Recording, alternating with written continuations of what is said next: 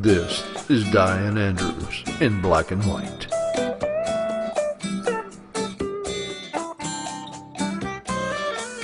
The issues you don't want to talk about. The arts and entertainment you need to know.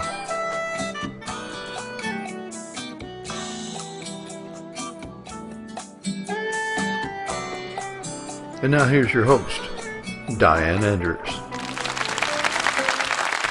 Welcome to Dianne Andrews in Black and White. I'm your host, Dianne Andrews. Thank you for being here today. Thank you for tuning in, and our TV Land audience out there, and our in-stage audience, and those who are watching us on YouTube and Vimeo.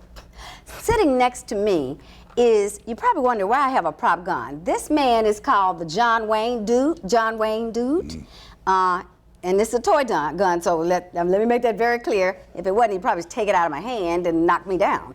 But he's also called the Category 5 General and the Raging Cajun. Thanks for being with us, General Honore. It's good to be here, Diane. Thank you. You know, when I read, and I have written a book, and General Honore has written 2 books. In my book, Gumbo for the Heart, he graced me enough to be his 25 vignettes, and General Honore is one of those vignettes in my book, Gumbo for the Heart. Now, his book, and we're going to talk about survival with what has happened. And last week, I did a show on the floods with the Mayor of Walker, with the climatologist for the climatologist, which we didn't know we had one, who studies the climate changes in America. And then with another attorney who has sued the Amite Basin Commission for not developing a drainage system for what has just happened here in the southern part of Louisiana. General Honore has written this book, Survival. He also has a book named Leadership. They're online. And Simon & Schuster, I think, published this one for you, didn't they? Absolutely. Yeah. And how a cultural preparedness can save you and your family from disasters. And that means all disasters, from terrorism to floods to hurricanes, tornadoes, anything you have a warning. Like a tornado may come, you don't have a warning, but you should be prepared, right? You have about 12 minutes. Mm-hmm. Is what the National Weather Service advised they can give us on a tornado. The show I just did the other week, the climatologist said this was called a tropical wave that happened, this great unnamed flood of 2016 here in the Baton Rouge area, Lafayette area. I think are almost 20 parishes. And he said it's called a tropical wave. And the Mayor Ramsey from Walker said that his meteorologist had called him and told him they needed to prepare before it hit here. Yes. So they were already doing sandbagging. But I don't think Baton Rouge knew to prepare. I didn't hear anybody tell us to prepare on the news before the 10th. It started on August 10th. I think the whole predictive analysis, people try to put that in context of it's the storm that came that nobody knew about. Right. At the national level. And certainly at the local level, we are familiar with these monsoon type rains. Right. But even this pale in comparison to anything that most people in our generation have seen in the past. I do think there are some climate change issues that may have had an impact. When that flood came, the city of New Orleans had experienced several weeks of night temperatures not going below 80 degrees. You're talking about Katrina now, this one? This one. That just happened here in August. That had an impact. Yeah. Because when that moist air come through New Orleans on the way to Baton Rouge, and that's the way the circulation was, when air get warmed up and it's got humidity in it, it releases it. The perfect storm of Katrina, right? Well, it's an alignment of weather factors. Right. And the fact that the impact, and some people are starting to point the dots now, of that extremely warm spot over New Orleans, right, which is most unusual, that it remains over 80 degrees at night. Mm-hmm. That had a direct impact on the amount of rain fell in the affected area between Hammond and Baton Rouge. And New Orleans didn't get anything, and too much that would bother their living circumstances. Right. We got it all. We've got the preponderance of it in the 3 parish areas. You people may know that General Honore was the general that President Bush sent. And he was a little ahead of the disasters I read in your book. He was kind of prepared. He sent you. You were here in 2 days. People think that it was a long time. But and you were in Korea. He was working in Korea as the the commanding chief of Korea, South Korea, right? I General? had been the commanding general of the 2nd Infantry Division, and at the time Katrina hit, though, I was the 33rd commander of the 1st United States Army in Atlanta, which meant we had the responsibility for responding with military support to civil authority east of the Mississippi River. So most of my planning and actions prior to Katrina was focused on Mississippi and to the east. There was another general in Texas focused on New Orleans. When the storm approached, we mobilized our forces in Atlanta and we prepared to move to Mississippi, a place called Camp Shelby, Mississippi, which is vicinity of Hattiesburg, if people are familiar with Hattiesburg. So we started that move on Monday night. We had to stop because the storm came through Mississippi and went toward Georgia, actually, and pinned us in Atlanta. And it wasn't until Tuesday morning we could drive out of Atlanta, make it to Birmingham, made our way to Jackson, and literally went into Hattiesburg by moving trees off the road to get into Camp Shelby. That's how devastating Katrina had been through that entire area. And by 11 o'clock the morning on Tuesday morning, we were at Shelby, and by mid-afternoon we were at Biloxi. And that's when I called my boss in Colorado and told him we were in Biloxi, Mississippi, and gave him a report of what we saw. And my basic report was most of Biloxi had been destroyed. Because that's really, it hit near Biloxi as a Category 5, right? The idea of the storm. The government will say it came in as a 3. Yeah, New Orleans. But that's just government talk sometimes, that it came in as a 3. But it put 28-foot wall of water. Imagine the wave coming in at 28 foot in Biloxi. Wow. It's documented because we got large buildings and churches that are cut off by the water, and we have pictures of that. In New Orleans, it pushed, the surge water pushed into Lake Borgne, got into the city. It put an 18-foot wall of water into Lake Borgne, Lake Pontchartrain, which caused the water to overtop the levees. Now, what do you think? Now, this is a general who said, get those damn guns down. And also, somebody kept asking him the same thing, and he's telling him, you stuck on stupid. But he came back and apologized. Now, when you were telling was it the Army, police, or who you were telling, get those damn guns down? That was Friday morning. We had just about completed the evacuation of the Superdome, that picture that a lot of people remember. Yeah. And we were going to take food and water on Friday morning to the convention center, which is down Padres on Convention Street, that great big Memorial Convention Center. And we had a conversation early that morning with the National Guard, General Landreneau, who was an adjutant general in Louisiana, National Guard at the time. And my recommendation was him to have the troops put their guns down as we moved toward the convention center. He said, I agree with you, and we collaborated on that. Lo and behold, when we went into execution, which is a point of leadership, the plan never survived contact with the execution. We saw troops. Never got to the troops. Never got to the troops because they were traveling. Yeah. It's just how things happen. Yeah. Or absence of being able to get that word down to everyone.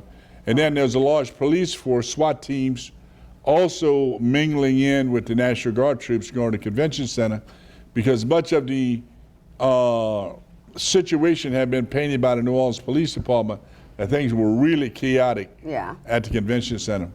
Well, we got there and it wasn't. Right. It wasn't chaotic at all. No, people were standing outside wanting to know when they were going to leave. So it painted a picture in the mind. Had it changed, or you think it was just wrong? Well, I think sometimes sensationalism and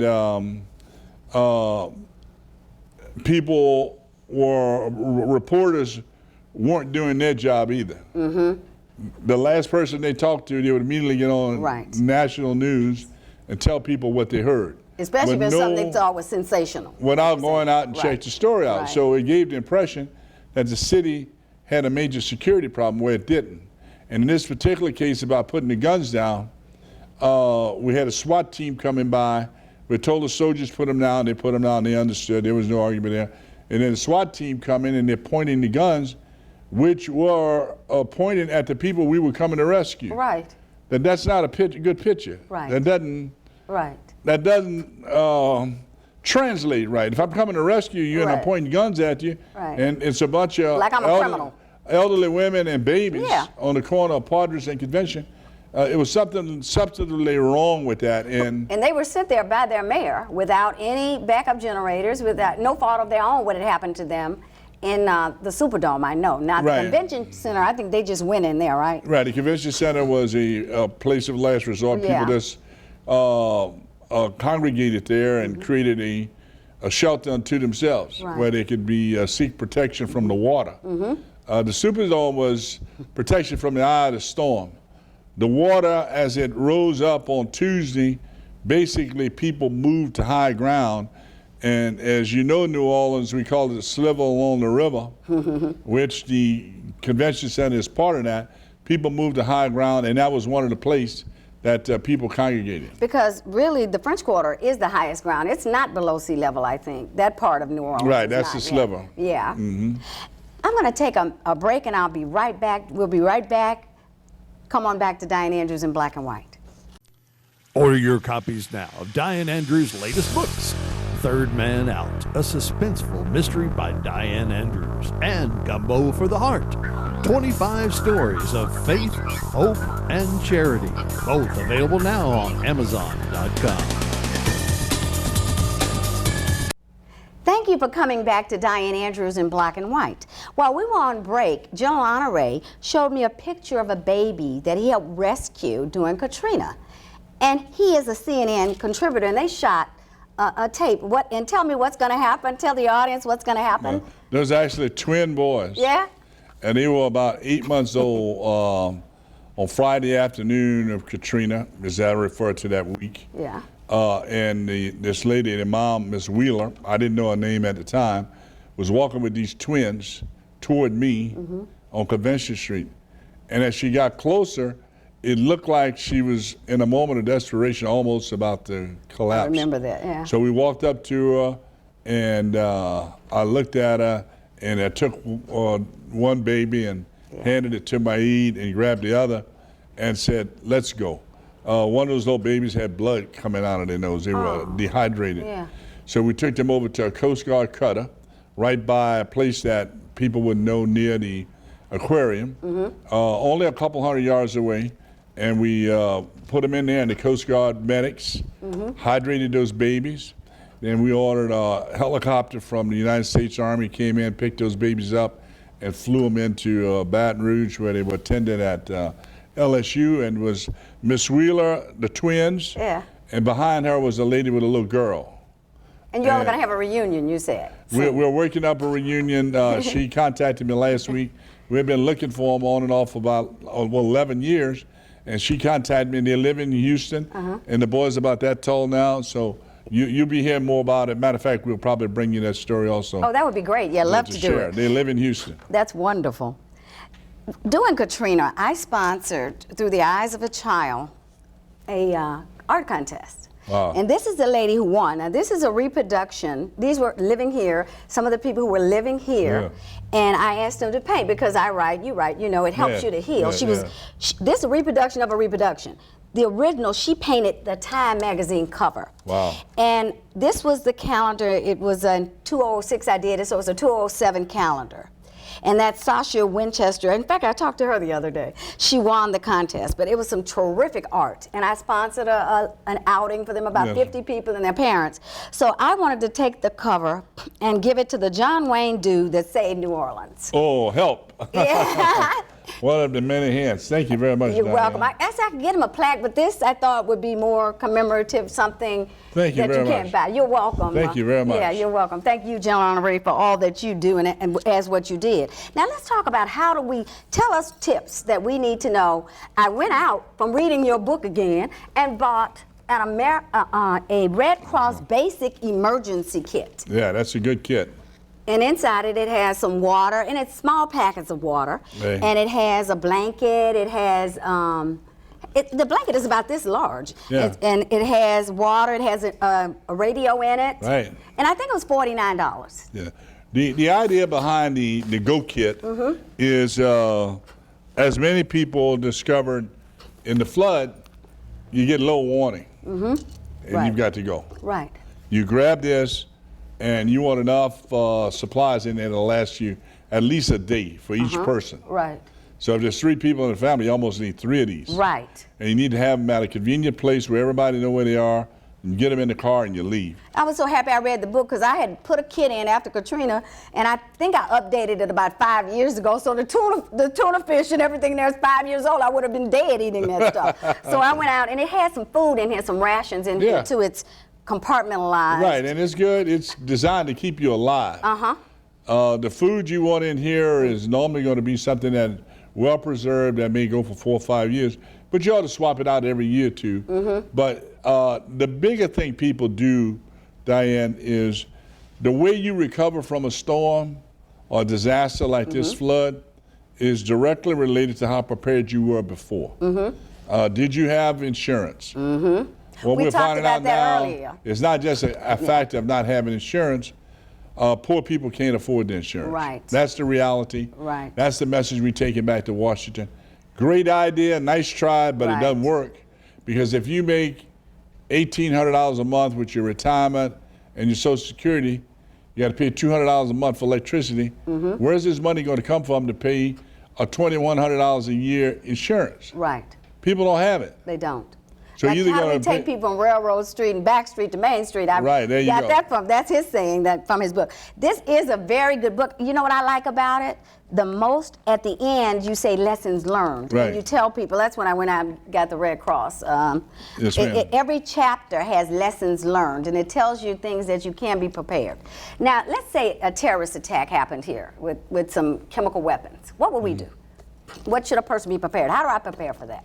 Yeah, well, it's number one, if you have to evacuate, because the first thing the authorities are going to do is evacuate people from what we call the center of where that explosion was to happen. Normally it's associated with an explosion because that's how they get the biggest dispersion. The good news is the explosion will burn a lot of the chemicals off. So now you're worried about being in the downwind hazard of the chemical. So you could be sitting, it could happen here on Florida Street, and people in boat cars may be told to move.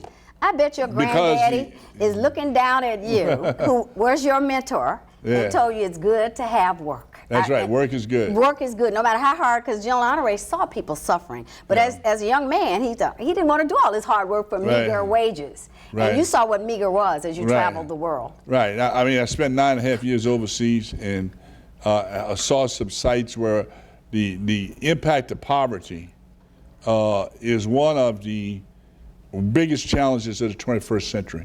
And we need to stop kidding ourselves. But don't you think it's happening here? North Baton Rouge is a poverty problem. That's right, right. 20% of kids go to bed hungry every night in America. North Baton Rouge is a poverty for it. New Orleans, Ninth Ward is a poverty problem.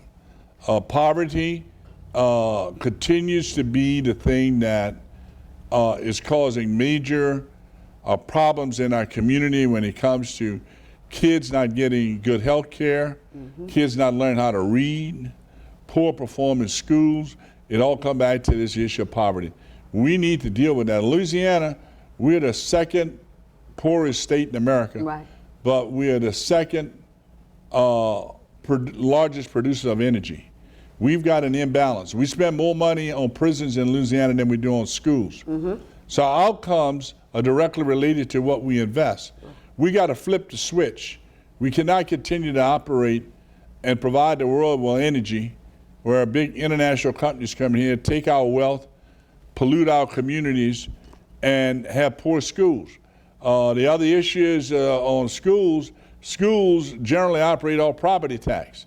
In a lot of these parishes, 20% of the people own 80% of the land. Right. And their kids go to private school. Right. That's got to change. That's right. And don't we support, we're supporting a dual education system You're now. supporting 4 school Four. systems in Baton Rouge. 4. 4. The private. And you're the second poorest state. Right.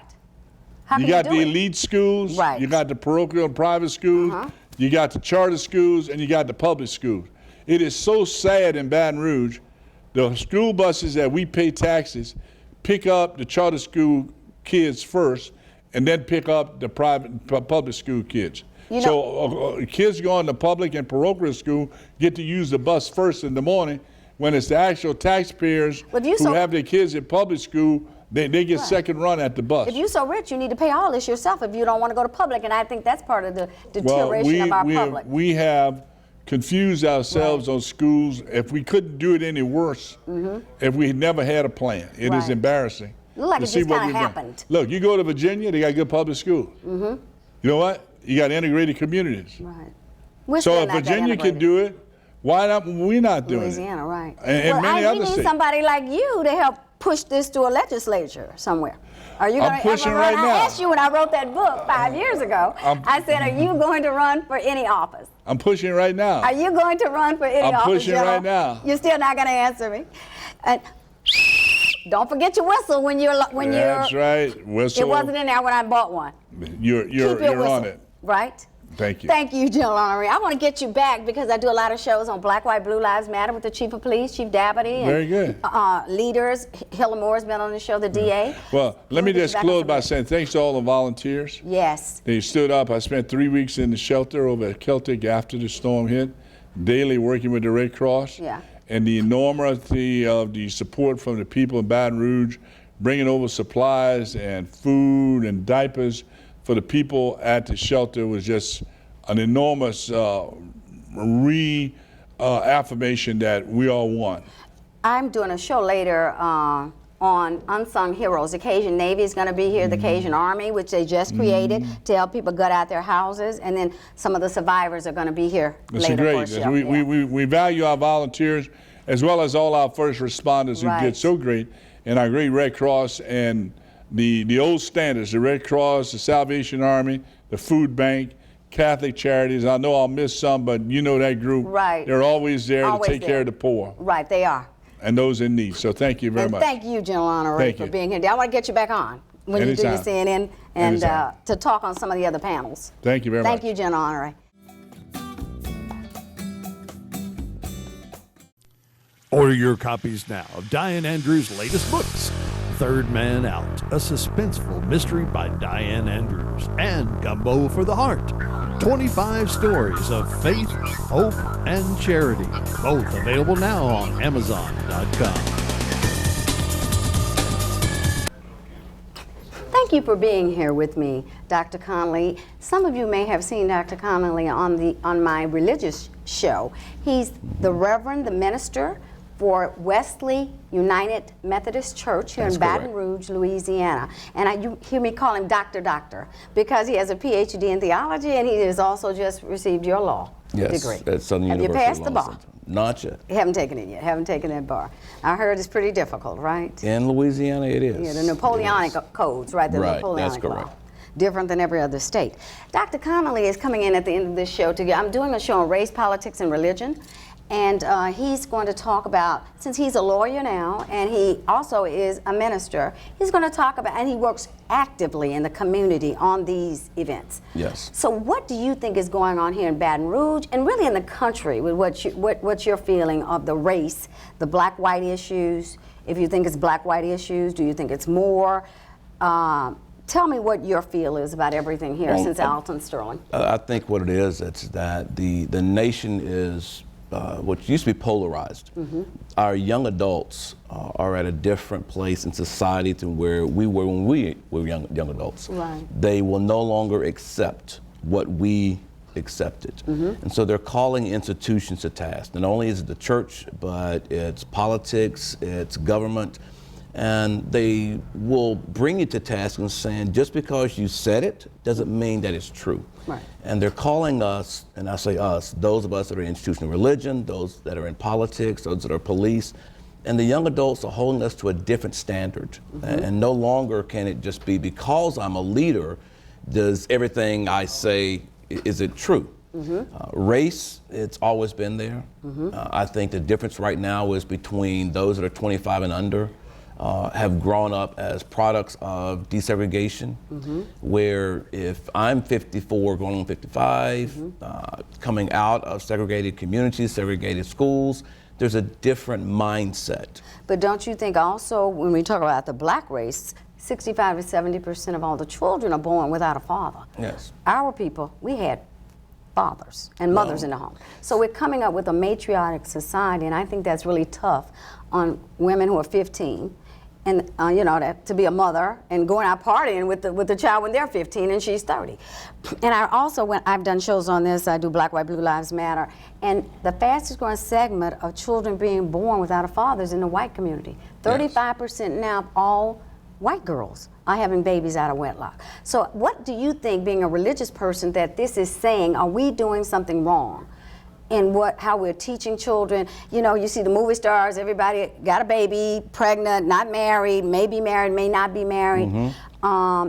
Do you think, in this society, because of social media, this generation, you know, everybody's a star. Everybody wants to be on TV. Everybody wants, social media is their television, and that's their world. So I think we're giving some of the wrong impressions and wrong perceptions for these people to obtain. Well, one of the things that's going on, Diane, it's the morals and the values have shifted. When we were coming up, and I say when we were teenagers, to have don't assume I'm your age, but okay, go on, I'll let you get away with it. To have premarital sex, to be dating at early ages was not accepted. But we had a mom and dad in that house, and you know daddy better not come in there with some had mothers, some had fathers. Some of the dads were there physically, but were not actual dads. I'll just tell you this story real quick. We only have a few minutes, but I remember the first time this young boy, when I was young, came to see me, and Mama had said it was okay. And my daddy and her were sitting on the porch, and my dad said, "Where you think you going?" And then Mama had to take him in and say, "I told him better for her to see him here than out in the street somewhere." And I think there are some strong, powerful mothers. I think the community has really abdicated its responsibility for raising a child and helping along, that we've taken hands off. The mother has, you think? No, I think the community has. When I was growing up, you could get, there you go. The people who have made it, quote, the middle class blacks have moved out, and there is no community. Correct. I think that's the biggest problem. You had extended families. Your neighbor watched over you. Bingo. And now we don't have, your grandmother lived down the street. We live in our own prisons that we set up called security systems. And the evening times, folks can go into the enclaves, what they call their living rooms. Children nowadays don't have to go outside to play. It's Xbox, it's other games, it's computers, it's tablets. Where in the old days, it was for us, you know, you just grab an old bicycle tire and go out with a stick and run up and down the street. You go out and play outside.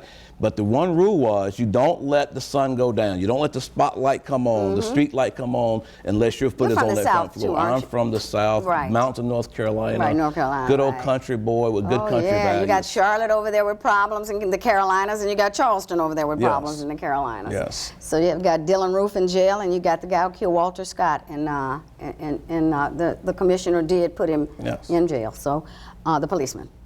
So discipline what would be, give me one sentence or two that you would like to see happen, and let's just mention black community now. I think it's respect. We're missing the discipline and the respect of young adults to older adults, but also older adults learning to listen and respect our young adults. They speak a different language, they have a different fight they're fighting, but if we're not in conversation where we understand each other, then we're going to continue to be polarized and work in our own silos. So we've got to come together. Not only is it in black communities, but white communities, Asian communities, Hispanic communities.